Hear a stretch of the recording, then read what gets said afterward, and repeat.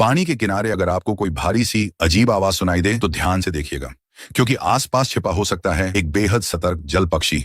ये है सफेद छाती वाला जल पक्षी। दिखने में साधारण, लेकिन अपने बच्चों की सुरक्षा के मामले में बेहद चालाक। एक जोड़ा अपने आने वाले बच्चों के लिए घोंसला तैयार कर रहा है। एक पक्षी ढांचा बनाता है तो दूसरा नरकट और घास की टहनियां जुटाता है, लेकिन पहली कोशिश उन्हें पसंद नहीं आती। घोंसला तैयार होने के बाद भी दोनों उसे छोड़ देते हैं और दूसरी जगह नया घर बनाना शुरू कर देते हैं। आखिरकार सुरक्षित जगह मिल जाती है, मादा अंडे देती है और अब शुरू होता है असली संघर्ष। करीब 3 हफ्तों तक अंडों की लगातार देखभाल करनी पड़ती है। फिर अचानक तेज बारिश शुरू हो जाती है। ठंडा पानी अंडों के लिए बड़ा खतरा बन सकता है, लेकिन माँ अपने पंख फैलाकर अंडों को ढक लेती है। उसके लिए उस वक्त सबसे जरूरी सिर्फ एक चीज है, अपने बच्चों को सुरक्षित रखना। लेकिन खतरा सिर्फ बारिश तक सीमित नहीं है। ऊपर एक कौवा लगातार घोंसले पर नजर रख रहा है और तभी पानी के अंदर से एक और खतरा सामने आता है, एक जल सांप। मादा पक्षी पीछे हटने के बजाय उसका सामना करती है। वह पानी की सतह के बेहद करीब उड़ती है और अपनी चोंच से सांप को दूर भगाने की कोशिश करती है। आखिरकार सांप वहां से चला जाता है। फिर आता है वह पल जिसका माता पिता को इंतजार था। घोंसले से हल्की आवाज आती है और अंडे टूटने लगते हैं। एक एक करके नन्हे बच्चे दुनिया में कदम रखते हैं। अब माता पिता का अगला मिशन शुरू होता है,